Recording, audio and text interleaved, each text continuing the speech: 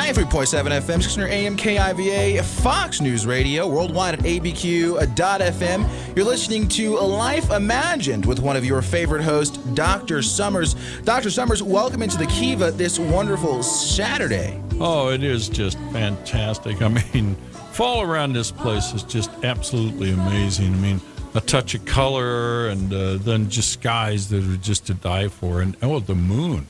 The moon has been great the past few days. My gosh. Well, anyway, yeah, it's another beautiful day here in Albuquerque. And, yeah, how are things with you, Langston? Things are, it's been a hectic week. Yeah. Have you been looking forward to your socialized medicine? I have not been looking forward to my socialized medicine. I was told that if I liked my doctor, I could keep my doctor. Yeah, repeatedly. And I would like for that to be true. It ain't true. There ain't no free lunch. That's the real problem. No, there isn't. Yeah, I was just... and there's a 6-month wait for a doctor here in New Mexico. And I have premium insurance, too. Yeah, right. And then, well, I mean, let's go back to the good old days. When I was a kid, you would go see your doctor. It would be a $10 or $15 charge, maybe $30 at the outside. And you know, depending upon the doctor, some doctors let their practice run them, and some doctors ran their practice. And the ones who ran their practice, they'd be on time. And you would have half hour time. Now you get 8 minutes or less. And the whole time the guy's looking at a computer or the gal's looking at a computer screen and barely listening to you. And it's a totally different world. And what's happened is you put a third party in between the patient and the doctor. And what I find fascinating is when you go back to 1965 when Lyndon Johnson went out and dramatically signed the Medicare, Medicaid laws into place at the Truman Library in Missouri in front of Harry Truman. Harry Truman hated Lyndon Johnson. But he showed up for that one. Well, Lyndon Johnson was a bit of an interesting individual. There are those who, to this day, think he was responsible for Kennedy's death. Wow. But, the conspiracy plots, and, we've got our conspiracy plots with this van and the pipe bombs and all that stuff, but let's not go down that rabbit hole. Anyway, so at the time, the legislation very clearly states that the federal government in the Medicare Act guarantees that they will not in any way interfere with the doctor-patient relationship. Now, Langston, let me ask, do you feel that your government is not in any way interfering in the relationship with your doctors? Oh, yeah, they're totally not getting between me and my doctor. They absolutely are. That's how I feel. Yeah, no, it's 100% control. And when you paid your $30 to see your doc for that half hour back in the day, that was written on a piece of paper.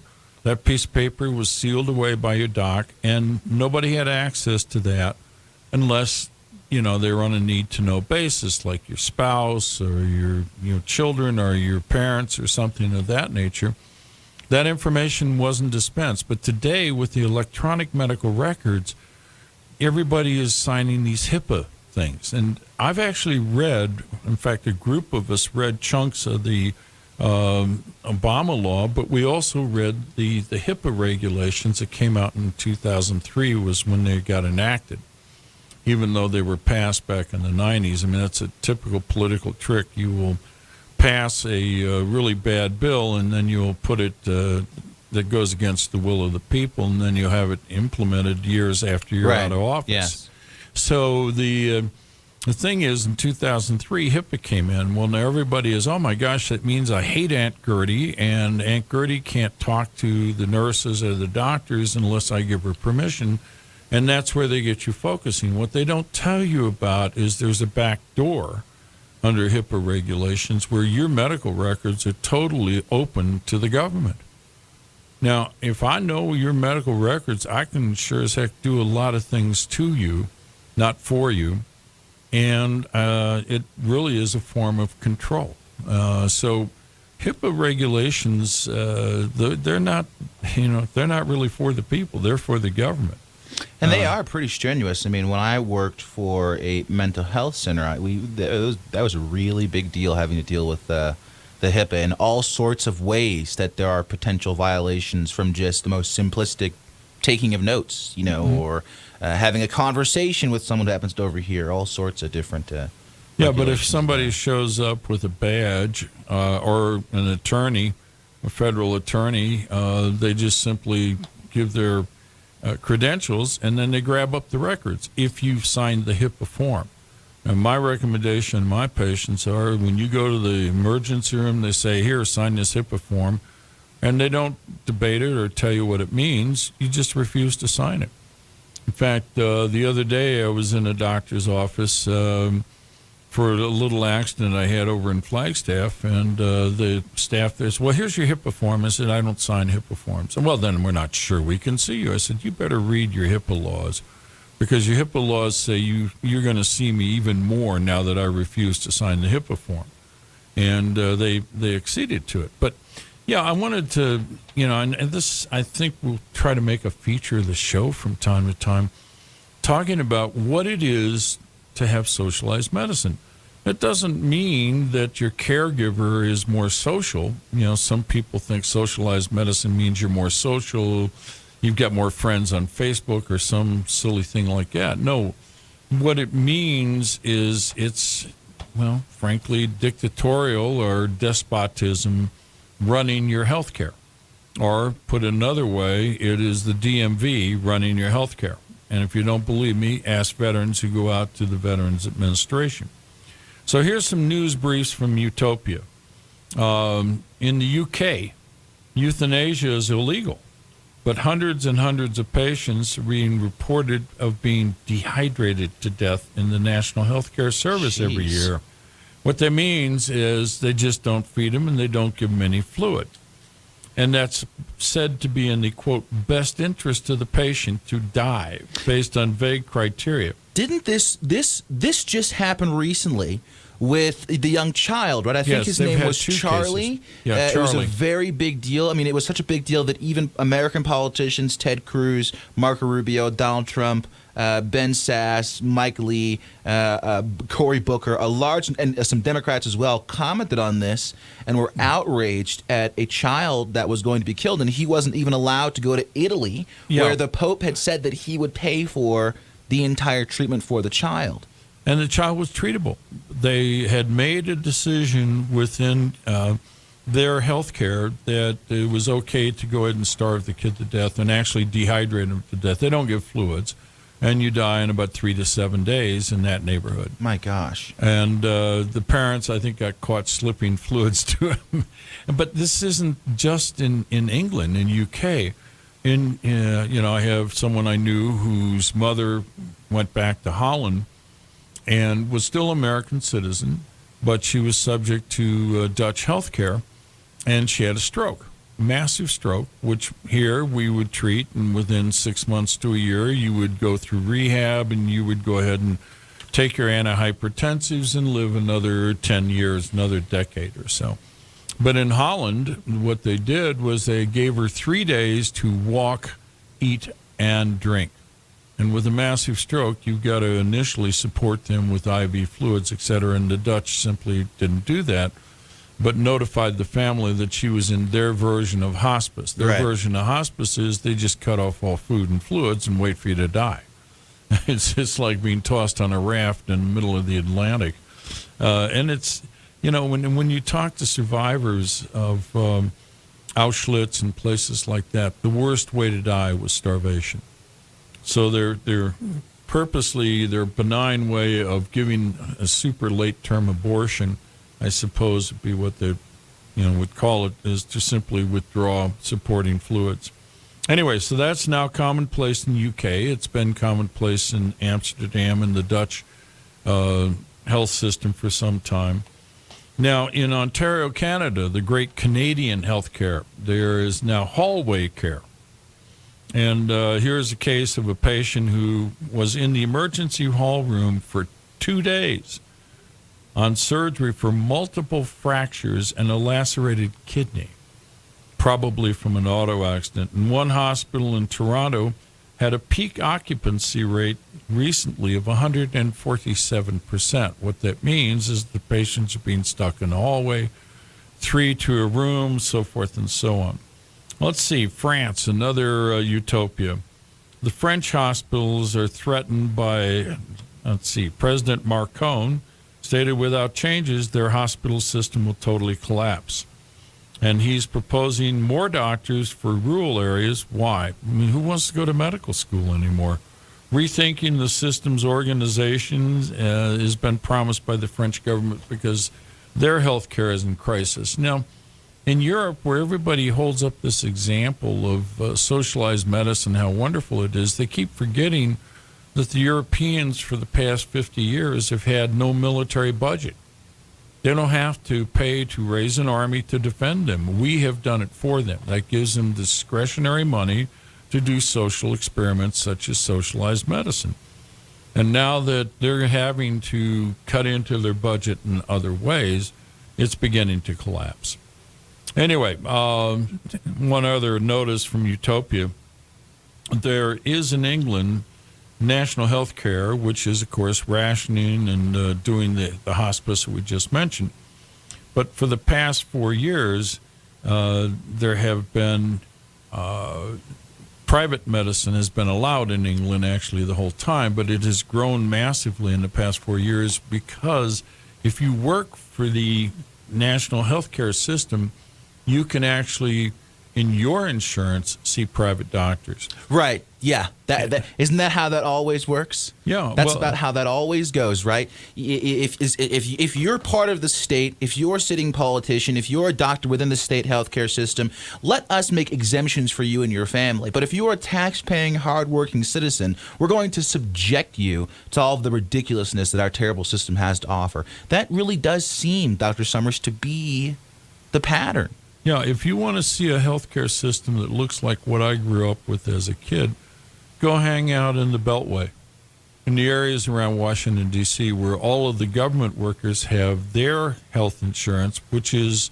the way it was for everybody in the United States 30 years ago, where basically the cost of health care was so low, you paid for it yourself, and the only thing you carried was what was called major medical. Mm-hmm. So if you had a bill that was above $10,000 or $15,000, $20,000, you were insuring for that, and the cost of that insurance was so low, it was incredible. Now, the middle class are the ones who are getting totally screwed in the healthcare system because your premiums are so high, your deductibles are so high, that you can't afford to use it. You know, it's just, I don't know, in the system. Let me ask you this. Do you think that what we're seeing here in particular with healthcare, the difference for the general population, what the Beltway gets, is this really anything other than just control? It's about population control. It is, people don't want to admit it, and they want to trust Big Brother, but the truth is Big Brother can't be trusted. It's too much power in the hands of the government to let them have your healthcare information. Anyway, just my thoughts on the thing. No, but I think that's true. I mean, think from the perspective of the Second Amendment, right? You now have all these arguments in Florida, Washington, different states where certain mental health things would disqualify you. If a family member feels that you are a potential threat, they can get a court order to seize your firearms. In some places, if you have a history of depression, if you had an incident of suicide, if you suffer from bipolar disorder, any number of things will disqualify you in many states for owning a firearm. When you think about a single-payer healthcare system, where your mental health and physical health is all tied into one system that some government bureaucrat no doubt can gain access to, I mean, what do we think happens when you go through a background check to purchase a rifle and you're 45 years old, and when you were 15 you had an incident of depression, and so now you're being disqualified to own a firearm? I mean, I don't see how you can view a single-payer healthcare system as anything other than a means of control. Yeah, exactly. And, here's the funny thing about that. No doctor in his right mind would ask you whether you had a firearm when I was a kid.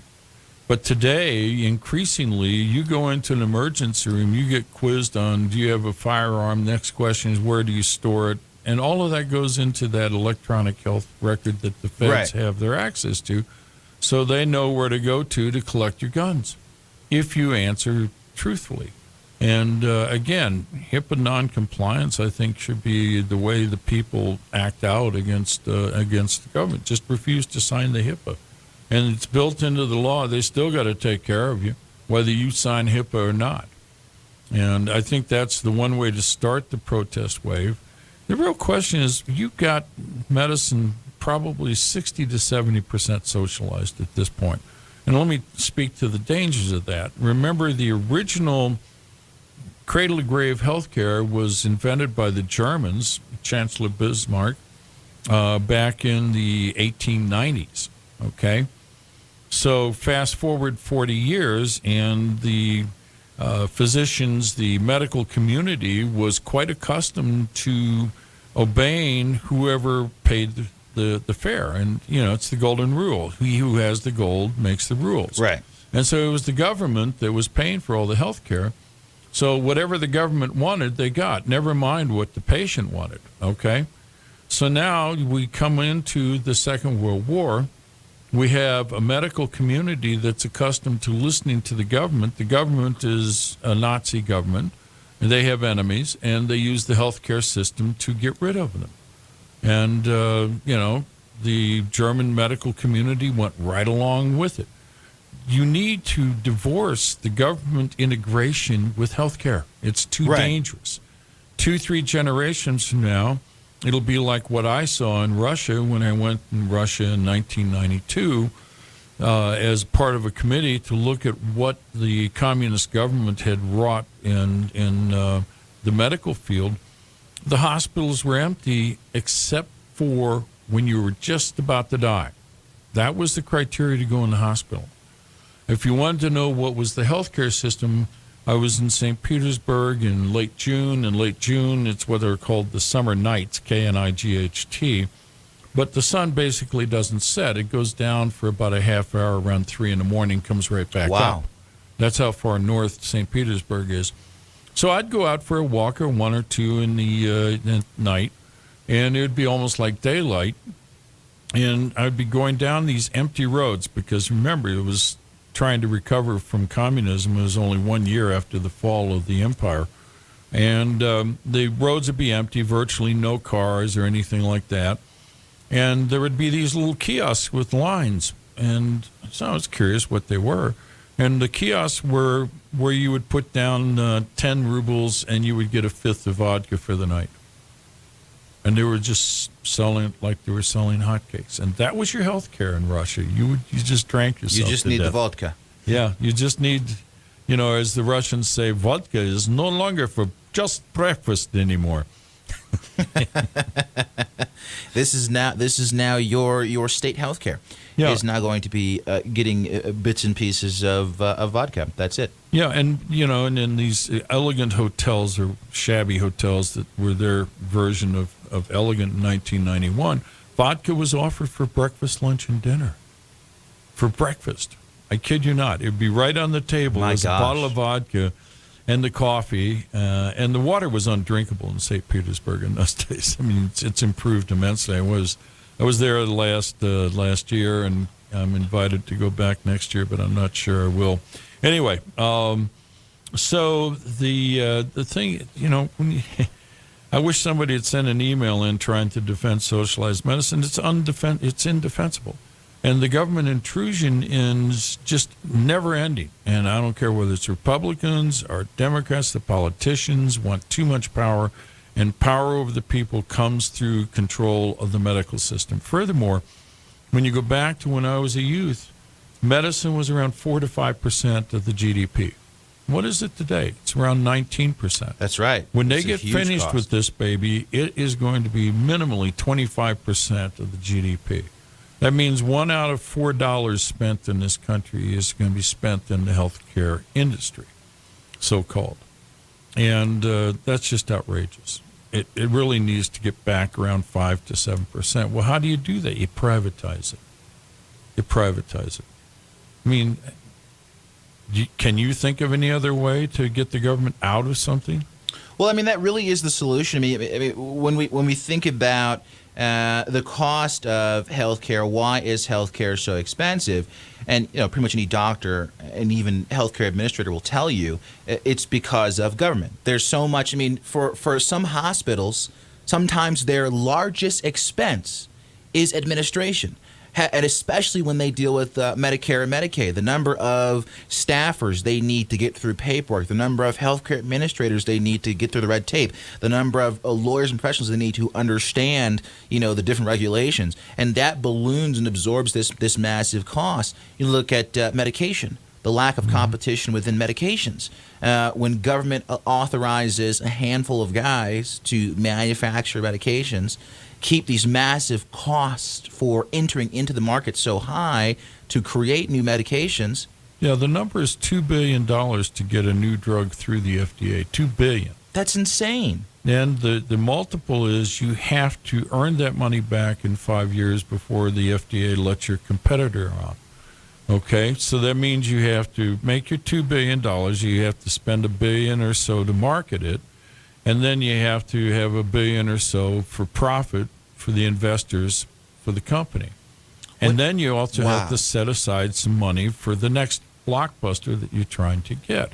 And I keep thinking President Trump is focused on the cost of medicines. I'm not sure that I agree with what I understand of how he's going about doing it. But one way I would put in the mix is the FDA has a monopoly on Mother May I, whether you can go to the market or not.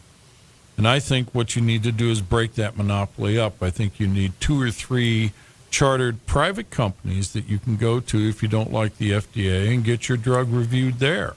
And what that'll do, I mean, right now, drug companies are paying in the neighborhood of $100 million processing fee. That's an above-the-table bribe. Langston. And, there's a history behind it, but I'll just say that the FDA earns, I think, like 40% of their budget is earned above the table with these user fees that they impose upon people. And again, if there was competition, you would say, okay, I can either give my $100 million to the FDA to process my drug, or I can give $50 million to company A that'll do it for $50 million and we'll get it done in a year, as opposed to the FDA that for $100 million will get the drug reviewed in 8 years. That's 8 years off your patent. Which is insane. And quite frankly, and this is probably where I venture a little bit more toward the laissez-faire and libertarianism, even though I'm personally a nationalist. I like that nationalist label. That's good. To me, it works. that's what I say. But I'll put it like this, right? If I go and buy a pair of pants from one brand, and I put these pants on, and they're supposed to fit, and they rip or break or whatever within a week, or they fade, lose color, I'm not going to purchase from that brand anymore because I've tried the product, it doesn't work for me. The same thing with, in my mind, a doctor or medication or whatever these regulatory boards may be that limit the number of doctors or limit the number of pharmacists or limit the number of medical companies that can produce certain products. Allow the free market to fail or succeed. No one's going to buy medication from a company where 5 people have died. Mm-hmm. No one's going to do that, no matter how cheap it is. Like, no, that guy's selling lead. I'm not taking that. It's absurd. Okay? That person naturally will be phased out of the market. Of course, you don't want anyone to die, but I mean, when you think about how many people end up dying or end up having medical complications due to medications now that go through the FDA or regulator. The FDA doesn't own a crystal ball that they can see the future.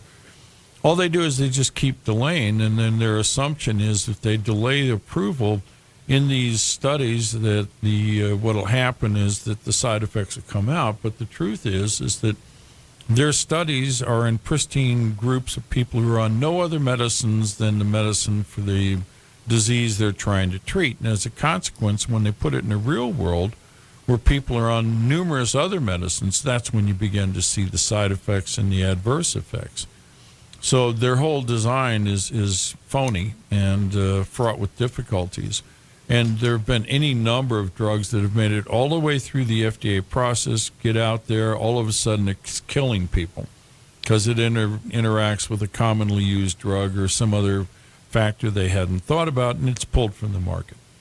I just think the easiest thing to do is make a fast pathway to approval, get it out there where it's in the real world, and then put all your money into post-marketing surveillance.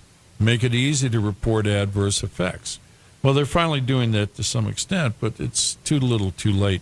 Anyway, so we're into the show. We're talking about Singlepayer. I will say that the Democrat Party openly states that that's what their target is. In fact, if you look at the tapes around Obamacare, the whole idea was for Obamacare to flop and fail, and then everybody to go, oh my gosh, it's failed, isn't it awful? Mm-hmm. Who can fix the problem? Well, the cost of medicine has gotten so high, there's only one group that can fix it, and that's your friendly neighborhood government, who, of course, can print money to pay for it with.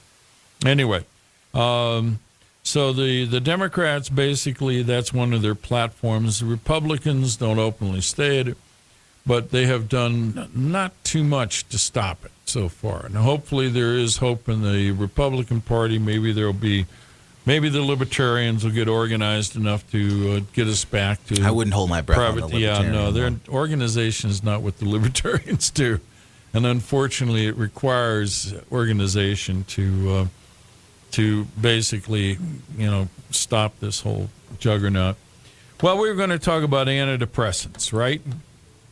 And some people to this day say, oh, I wouldn't let my kids be on antidepressants. Oh, my gosh. And they do all of this, and they get all upset. And again, about, 6 years ago, I gave a talk in China, and got a chance to get a little feel for Chinese medicine. I remember going into a restaurant where in the middle of summer, this was in July, and it was plenty warm out in Beijing, and we went into a restaurant, and there were 5 hat check, coat check people in the middle of July. I go, huh? What? So I asked our guide, why do they have 5 coat check people? And I don't have a coat. Nobody has a coat, but you got 5 coat check people here. So he went back, and he came back, and he explained that, in China, everyone is employed. And, because people get depressed and they can't make it to work because they're too depressed, what they do is they hire 5 people for the one position of coat checker in there. And all 5 of them were feeling pretty good and made it to work today. Yeah. Normally they have 1 or none. Right, yeah, and, but then all 5 showed up. All 5 showed up because they were feeling pretty good. Well, in China, they do not treat depression. You get your job, and you get a menial job, and if you're feeling better, you make it to work, and if you don't, well, you don't. We'll see you when you come in. Yeah, and here in America, you go see your doctor, you're depressed, you're not sleeping well, your moods are down, you're feeling suicidal, you're not eating well, you're losing weight, you've got no energy, you're fatigued, you've got no pleasure in your life, you don't enjoy the things you used to enjoy. Your doctor, if you tell him about this stuff, is going to give you an antidepressant. And guess what? You go to work. And I think that the antidepressants are a big part of why Americans today are the most productive people on the planet. Absolutely the most productive. But you get a little attacks. Now, I saw this thing on Celexa, and, I was prescribe Celexa frequently for older folks, really in part to cause neurogenesis or new nerve cell growth in elderly folks. But it also helps bring up the mood. And about 3-4 years ago, the FDA jumped on the bandwagon of how dangerous the antidepressants are, and they started creating a panic about giving Celexa because it caused QT interval prolongation. That means if you get a cardiogram, and you read the cardiogram, a couple of little squiggles, the Q wave and the T wave, they're a little further apart. And that in cardiology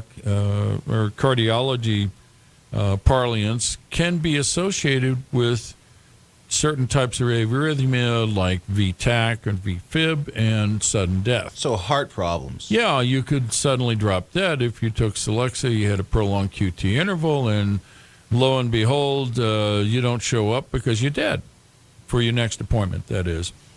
And so they've been pushing this, and they've got the pharmacists all up on a Twitter, and everybody's all upset about it. And I kept saying, well, show me the numbers of actual deaths, not the numbers of QT interval prolongation. Show me the deaths. Yeah, because what they're doing is they're using what's called a marker, and this has become popular at FDA.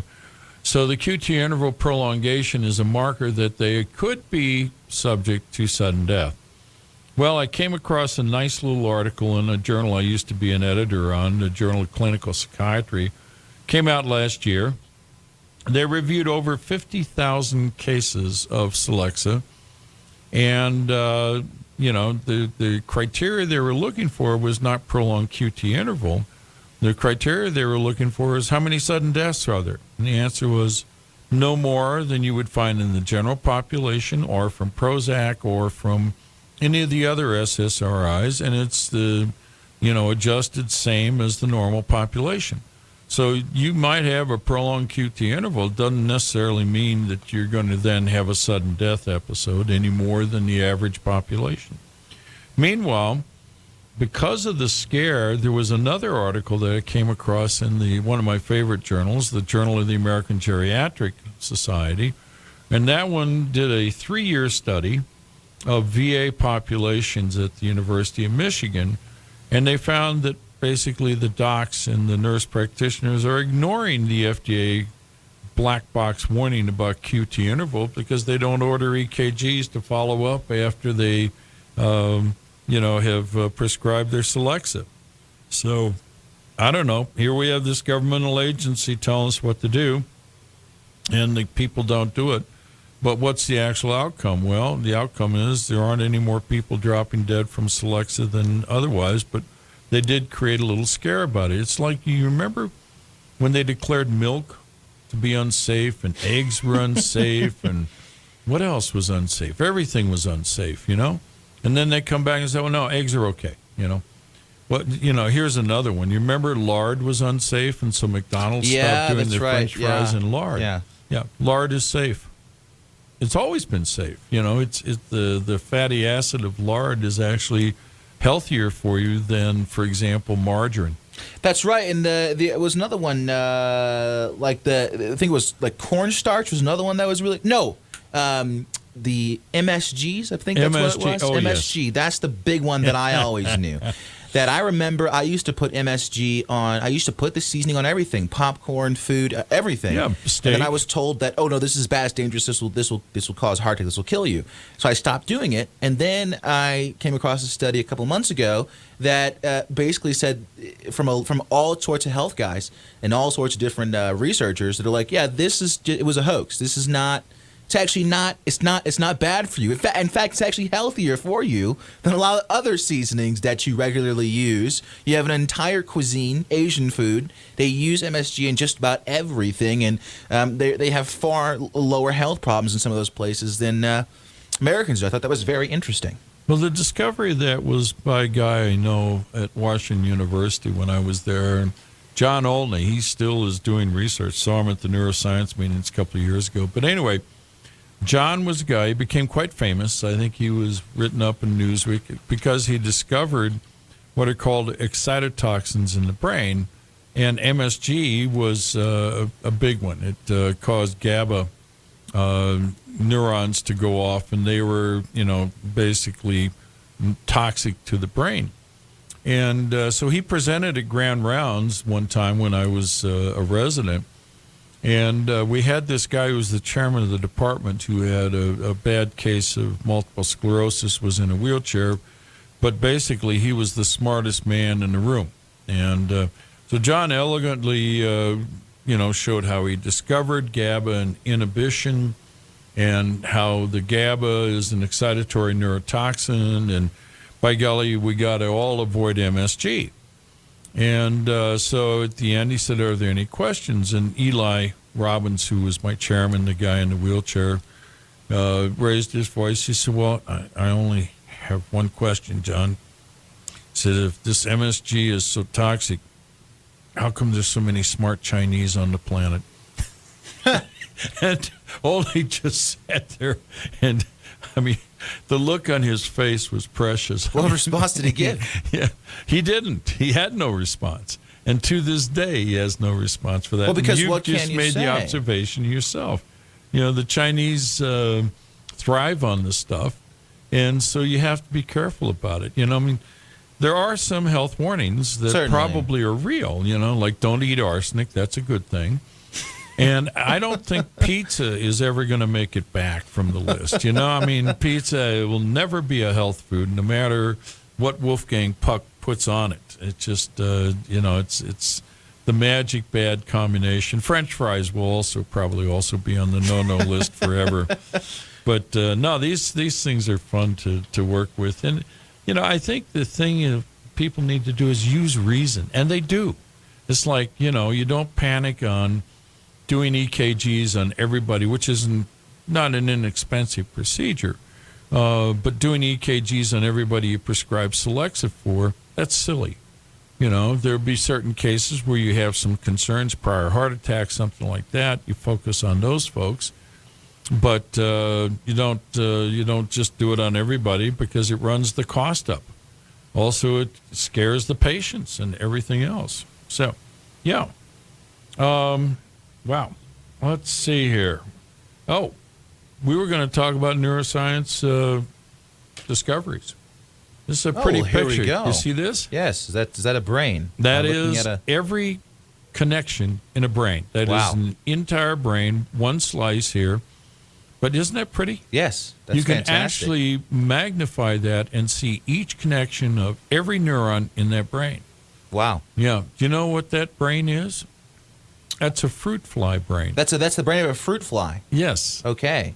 And they're that company. I hate to see our own. It would be Yeah. How would that look? But no, it's a beautiful tricolored thing, and it's just absolutely gorgeous.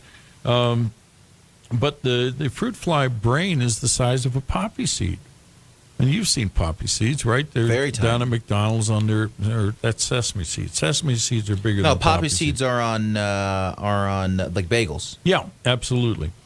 So the poppy seed is the size of a fruit fly brain. Well, the scientists have been able to get 2 separate electron microscopes with high voltage beams going through 7,000 slices of this poppy seed. Wow. They take the poppy seed, slice it, electronically 7,000 times, and then they run these 2 beams to give you 3-dimensional look. And then they use an array of high-speed cameras to capture images like the one I just showed you here, Eddie. Excuse me, Langston. And they then put together 21 million pictures. This is one of 21 million pictures. That's amazing. Of a thing that's the size of a poppy seed. That's amazing. And so,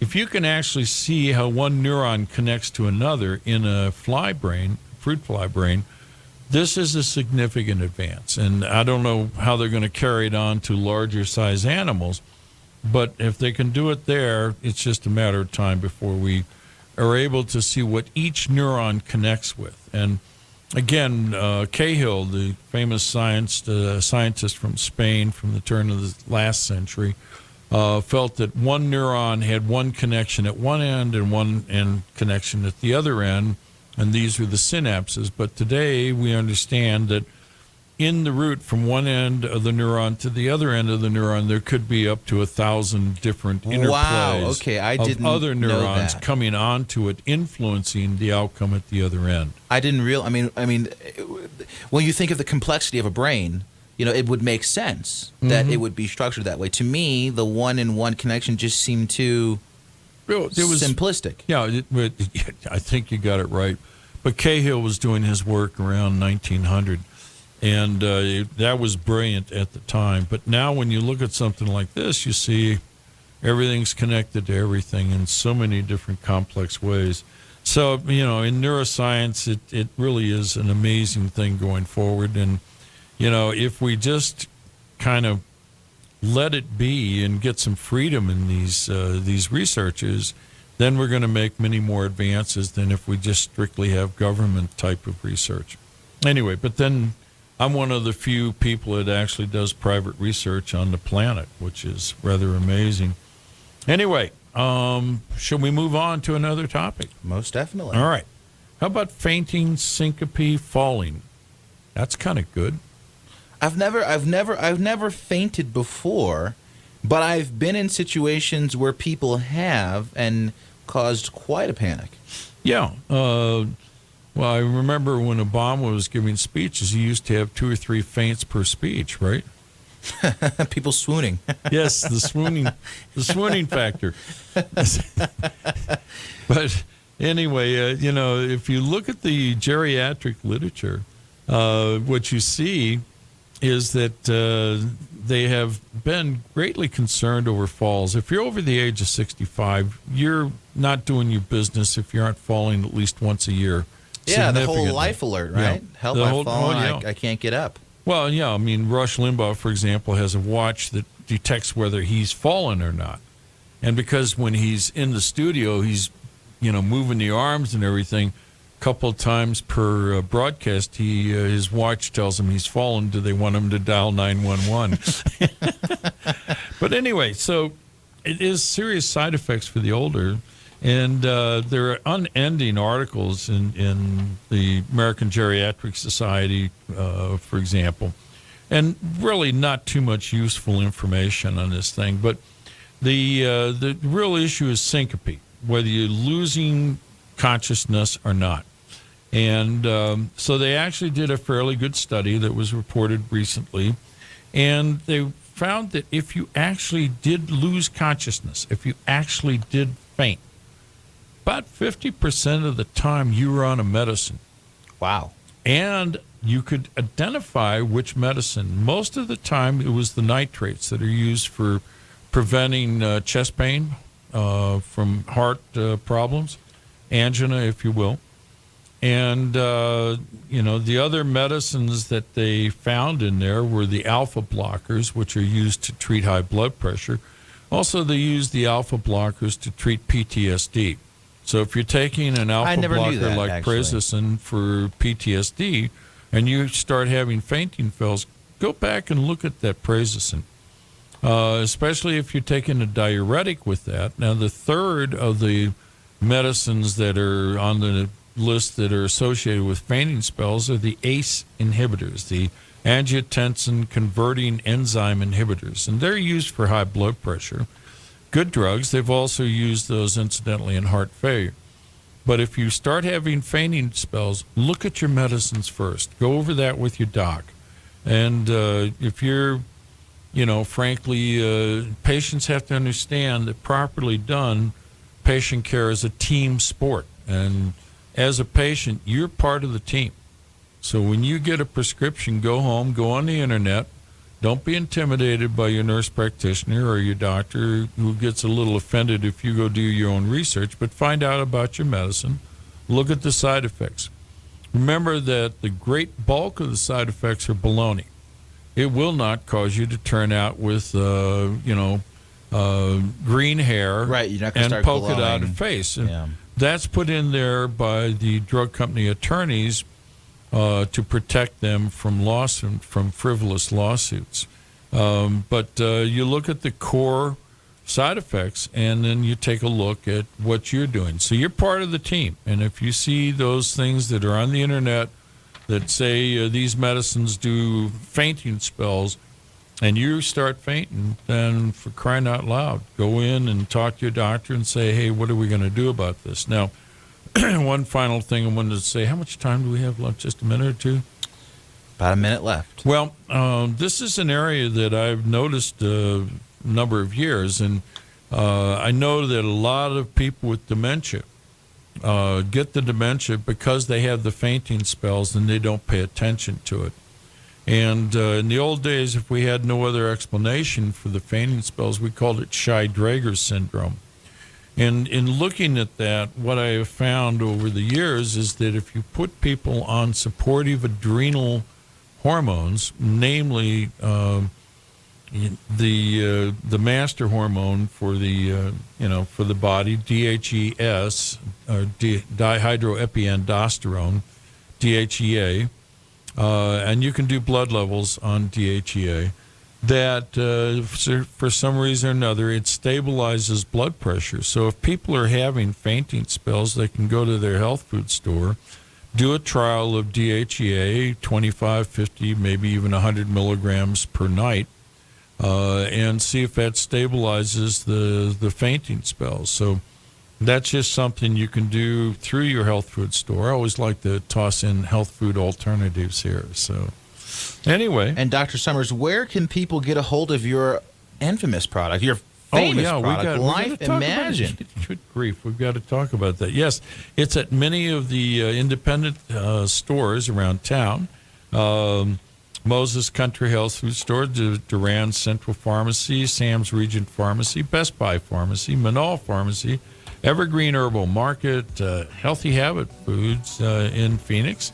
And you can also Google it, go to Amazon, or you can dial directly 800-606-0192. 800-606-0192, 800-606-0192. Life Imagine. Go pick it up. Dr. Summers, thank you for joining us here in the Kiva. It's always great to see you each and every week. Okay, thank you, Langston. And with that, we'll go to a commercial break, and then we'll come back with more news and commentary up next here on 93.7 FM, 600 AM KIVA, Fox News Radio. Don't change that dial. Be back in just a moment.